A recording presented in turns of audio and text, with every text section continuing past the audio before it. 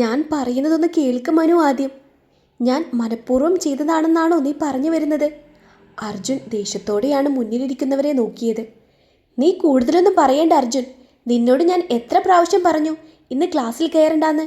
കേട്ടോ നീ? അപ്പോൾ എന്തായിരുന്നു നീ പറഞ്ഞത്? പഠിക്കാനും കൂടിയാണ് ഇങ്ങോട്ട് വരുന്നതെന്ന്. എന്നിട്ടിപ്പോൾ പറയുന്നു മനഃപൂർവ്വമല്ലെന്നും. മനു ഉറക്കെ പറഞ്ഞുകൊണ്ട് കത്തിക്കയറുകയാണ്. കോളേജിലെ കുട്ടി സഖാക്കളുടെ കൂട്ടത്തിൽ ഒരുത്തനെ ആരോ ഗ്രൗണ്ടിലിട്ടടിച്ചു. അതിൻ്റെ പേരിൽ അവർ നടത്താനിരുന്ന സമരത്തെ വേണ്ട വിധത്തിൽ പരിഗണന കൊടുക്കാതെ അർജുൻ മാറി നിന്നെന്നാണ് ആ ചർച്ചയുടെ മുഖ്യ പരാതി. സീതയുടെ വാക്കുകളോടുള്ള പേടിയും ഹരിയുടെ സംസാരവും അർജുനെ ചെറുതായിട്ടൊന്ന് പേടിപ്പിച്ചു നിർത്തിയിരുന്നു. അന്ന് അവൻ കൂട്ടുകാരുടെ കൂടെ നിൽക്കാതെ ക്ലാസ് അറ്റൻഡ് ചെയ്തു. അതിനെ ചോദ്യം ചെയ്യാൻ തടിച്ചുകൂടിയവരാണ് അവർ. എത്ര പറഞ്ഞിട്ടും അവർക്കത് മനസ്സിലാവില്ല എന്ന് തിരിച്ചറിഞ്ഞതുകൊണ്ട് അർജുൻ പിന്നെയൊന്നും പറയാതെ മൗനത്തെ കൂട്ടുപിടിച്ചു. ഞങ്ങൾക്ക് നീയല്ലെങ്കിൽ വേറെ ഒരാൾ, അത്രയുള്ളൂ. പക്ഷേ ഇവിടെ ഒരു പുൽക്കൊടിയുടെ വില പോലും ഇല്ലായിരുന്ന നീ ഞങ്ങളുടെ കൂടെ കൂടിയതിൽ പിന്നെയാണ് നിലയും വിലയുമൊക്കെ വന്നത്. അത് നീ മറന്നു കളയണ്ട. മറന്നാൽ നിനക്ക് തന്നെയാണ് നഷ്ടം. അറിയാലോ നിനക്ക്. കൂട്ടത്തിലൊരുത്തൻ തനിക്ക് നേരെ വിരൽ ചൂണ്ടി സംസാരിക്കുന്നതിൽ അർജുന് കടുത്ത അമർഷമുണ്ട്. പക്ഷേ അവർ ഇത്രയും പേരോട് തർക്കിച്ച് ജയിക്കാനാവില്ല. അല്ല, ഇവരെ പറഞ്ഞിട്ടും കാര്യമില്ല. എന്ത് ചെയ്യാനും കൂടെ നിന്നോളാം എന്നതാണ് കൂട്ടത്തിൽ ചേർന്നപ്പോൾ ഇവർക്ക് കൊടുത്ത വാക്ക്. അതിൽ നന്മയെന്നോ തിന്മയെന്നോ ഇല്ലായിരുന്നു. പറയുന്നതനുസരിക്കും എന്നുള്ള ഉറപ്പ് മാത്രം.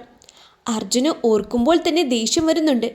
എല്ലാം കൂടി ഇട്ടെറിഞ്ഞ് ഓടിപ്പോവാനും തോന്നുന്നുണ്ട്. അർജുൻ! പുറകിൽ നിന്നുള്ള വിളി കേട്ട് അവനൊന്ന് തിരിഞ്ഞു നോക്കി. നിരഞ്ജനയാണ്. ഇവളുടെ ഒരു കുറവ് മാത്രമേ ഉണ്ടായിരുന്നുള്ളൂ. അർജുൻ പല്ല് കടിച്ചു. ചെല്ല്, പ്രാണേശ്വരി വന്ന് വിളിച്ചത് കേട്ടില്ലേ നീ? വികാസിൻ്റെ ശബ്ദത്തിൽ പരിഹാസമാണ്. നിന്നെയൊക്കെ അല്ലേലും ഇങ്ങനെ ഒലിപ്പിച്ച് നടക്കാനേ പറ്റൂ. മനുകൂടി പറഞ്ഞതോടെ അർജുൻ ദേഷ്യത്തോടെ അവിടെ നിന്നും തിരിഞ്ഞു നടന്നു. അവനൊപ്പം ഇരുന്നവരെ ഒന്നുകൂടി നോക്കിക്കൊണ്ട് നിരഞ്ജന അവനൊപ്പം ഓടി. നിൽക്ക് അർജുൻ, ഞാൻ നിന്നെ കാണാനാ വന്നത്. അവൾ അർജുൻ്റെ കൈ പിടിച്ചുകൊണ്ട് പറഞ്ഞു. നിന്നോടാരാ ഇങ്ങോട്ട് വരാൻ പറഞ്ഞത്? 1000 പ്രാവശ്യം ഞാൻ പറഞ്ഞിട്ടില്ലേ എന്നെ തിരഞ്ഞ് ഈ സ്ഥലത്തേക്ക് വരരുതെന്ന്? അനുസരിക്കരുത്. ഒരു കാര്യം പറഞ്ഞാൽ അനുസരിക്കരുത് നീ. അർജുൻ അവൾക്ക് നേരെ ചീറി. നിരഞ്ജന അവനെ സങ്കടത്തോടെ നോക്കി. പറഞ്ഞാലും മനസ്സിലാവാത്തൊരു സാധനം. എടി, അവിടുന്ന് നിനക്ക് വന്നു നിൽക്കാൻ പറ്റുന്ന സ്ഥലമല്ല. പറഞ്ഞു തന്നിട്ടില്ലേ ഞാൻ നിനക്ക് അവന്മാരുടെ സ്വഭാവം? പിന്നെയും പിന്നെയും എന്തിനാ നീ ഇങ്ങോട്ട് ഓടിപ്പാഞ്ഞു വരുന്നേ? അർജുൻ ദേഷ്യമടക്കാൻ കഴിയുന്നില്ല. അവൻ അവളുടെ തോളിൽ പിടിച്ചുകൊണ്ട് വീണ്ടും തുറിച്ചു നോക്കി. ശരി, ഞാൻ ഇവിടെ ഇനി വരുന്നില്ല. പക്ഷേ നീയും പോവാൻ പാടില്ല. എന്തേ? അത് പറ്റുമോ നിനക്ക്? നിരഞ്ജന അവനെ നോക്കി ശാന്തമായി ചോദിച്ചു. എന്നെപ്പോലെയാണോടി നീ? അവൻ്റെ കൈകൾ വീണ്ടും നിരഞ്ജനയുടെ തോളിൽ മുറുകി. നിനക്കെന്താ ആജു, കൊമ്പുണ്ടോ? അവൾ വീണ്ടും അവനെ സൂക്ഷിച്ചു നോക്കി. ആ മുഖം ദേഷ്യം കൊണ്ടും കൂടുതൽ ചുവന്നു. ഞാൻ പോയാലും നീ പോയാലും പ്രശ്നം തന്നെയാണ്. അവന്മാരെക്കുറിച്ച് ശരിക്കറിയാമെന്ന് വീമ്പ് പറയുന്നുണ്ടല്ലോ നീ. എന്നിട്ടും എന്തേ നിനക്ക് തിരിച്ചു നടക്കാൻ തോന്നാത്തത്? ചെന്ന് ചാടിക്കൊടുത്ത കുഴിയുടെ വലുപ്പം എന്നെ പറഞ്ഞ് മനസ്സിലാക്കിയാൽ മാത്രം മതിയോ അജു? നീ കൂടി ഓർക്കേണ്ടേ അത്? നിരഞ്ജനയുടെ സ്വരം നേർത്തുപോയി. നീ മുമ്പൊക്കെ പറയും പോലെ സീതേച്ചി ഇപ്പോഴും കഷ്ടപ്പെട്ടിട്ട് തന്നെയല്ലേ നിന്നെ ഇങ്ങോട്ട് വിടുന്നത്? നീ ഇവിടെ ക്ലാസ്സിലും കയറാതെ ആ വൃത്തികെട്ടവന്മാരുടെ കൂടെ രാഷ്ട്രീയം കളിച്ച് നടന്ന ആ കാര്യം ആ പാവം ചേച്ചി അറിഞ്ഞാൽ അതിനെത്ര വേദനയാവും? അത് ഓർത്തോ നീ? നീ തന്നെയല്ലേ എന്നോട് പറഞ്ഞിട്ടുള്ളത് നിന്റെ സീതേച്ചി ഒരുപാട് പാവമാണെന്ന്. സീതേച്ചി ഉള്ളത് കൊണ്ടാണ് നിനക്ക് ഇങ്ങനെയൊരു ജീവിതം കിട്ടിയതെന്നൊക്കെ. അതെല്ലാം ഇത്ര പെട്ടെന്ന് മറന്നുപോയോ അജു നീ? ഇപ്രാവശ്യം നിരഞ്ജന അർജുൻ്റെ ഷർട്ടിൽ പിടിച്ചുലച്ചുകൊണ്ട് ചോദിച്ചു. അർജുൻ്റെ കൈകൾ അയഞ്ഞു. മതി, നിർത്തിക്കോ. എന്നിട്ട് നീ ക്ലാസ്സിൽ പോയേ. ഞാനൊന്ന് ഒറ്റയ്ക്ക് ഇരിക്കട്ടെ, അർജുൻ അസ്വസ്ഥതയോടെ പറഞ്ഞു. ഓ, ഞാൻ പോയേക്കാം. ഇനി നീ അതിന് കിടന്ന് തുള്ളണ്ട. ആലോചിക്കുക ഇവിടെ ഇരുന്ന്. നന്നായി ആലോചിക്കുക നീ. ഇപ്പോഴും നിനക്ക് മുന്നിലെ സമയം കഴിഞ്ഞു പോയിട്ടില്ല. തിരുത്താൻ ഇനിയും സമയമുണ്ട്. നിരഞ്ജന അവൻ്റെ നേരെ നോക്കിക്കൊണ്ട് പറഞ്ഞു. അർജുൻ അതിനൊന്നും മറുപടി കൊടുത്തില്ല. ഇന്ന് രാവിലെ മുതൽ നോക്കി നടക്കുക അജു നിന്നെ ഞാൻ, ഒന്ന് കാണാൻ വേണ്ടി. നിനക്കിപ്പോൾ എന്നേക്കാൾ വലുതായി മറ്റു പലതും കാണും. എനിക്ക് പക്ഷേ. നിരഞ്ജനയുടെ മുഖത്ത് സങ്കടം നിറഞ്ഞു. അർജുൻ അവളെയൊന്ന് നോക്കിയതല്ലാതെ മറുപടി പറഞ്ഞില്ല.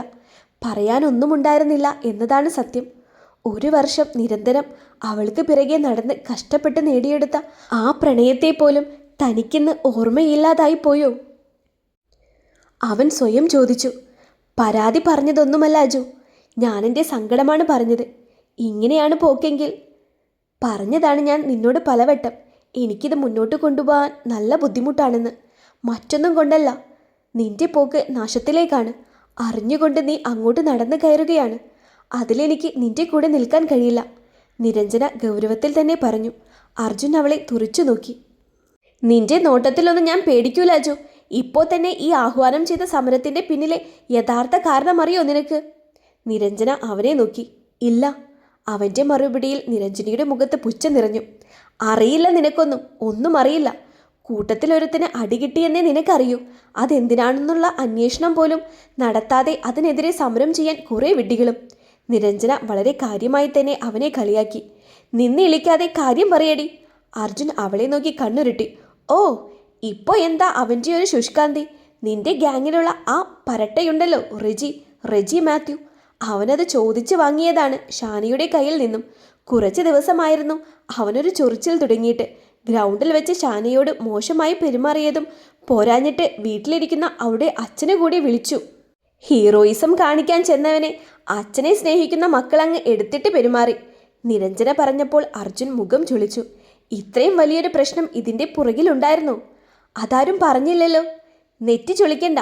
ഞാനും ഉണ്ടായിരുന്നു ആ സമയം ഗ്രൗണ്ടിൽ. എല്ലാത്തിനും ദൃക്സാക്ഷിയാണ്. പക്ഷേ സംഭവം പുറത്തു വന്നപ്പോൾ ഷാന അനാവശ്യമായി റെജി ഫിലിപ്പിനെ ഉപദ്രവിക്കാൻ ശ്രമിച്ചു എന്നാണ് കഥ വന്നത്. ആരും ചെയ്തു പോകുന്നതേ അവളും ചെയ്തിട്ടുള്ളൂ. അതിൻ്റെ സത്യാവസ്ഥ പോലും ചോദിക്കാൻ ഒരു നേതാക്കളെയും കണ്ടില്ല. ശരിക്കും അതാണോ രാഷ്ട്രീയ ധർമ്മം? നീ തന്നെ എനിക്ക് പറഞ്ഞതാ അജു. സ്വന്തം ജീവിതം പോലും ഓർമ്മയില്ലാതെ നീയൊക്കെ കൂട്ടുനിൽക്കുന്നതും ഇതിനാണോടാ? നിരഞ്ജന ദേഷ്യത്തോടെ അർജുനെ നോക്കി. അപ്പോഴും അവനൊന്നും മിണ്ടിയില്ല. നീ ഇങ്ങനെ കുന്തം വിഴുങ്ങിയ പോലെ ഇവിടെ ഇരിക്കെ. ഞാൻ പോവാണ്. എനിക്ക് വേറെ പണിയുണ്ട്. തോളിൽ കിടന്ന ബാഗ് ശരിയാക്കിക്കൊണ്ട് അർജുനെ ഒന്നുകൂടി തിരിഞ്ഞു നോക്കി നിരഞ്ജന തിരികെ നടന്നു. കോളേജ് ടോപ്പായിരുന്ന അർജുൻ്റെ നിഴലാണ് അതെന്ന് തോന്നി അവൾക്ക് അവൻ്റെ ഇരിപ്പ് കണ്ടപ്പോൾ. എന്തൊരു ഉത്സാഹത്തിൽ ഭാവിയെക്കുറിച്ച് സ്വപ്നങ്ങൾ കണ്ടവനാണ്. ആരാണാവോ അവനുള്ളിലേക്ക് നാശത്തിനായി മാത്രം രാഷ്ട്രീയത്തിൻ്റെ വിത്തുകൾ പാകിയത്?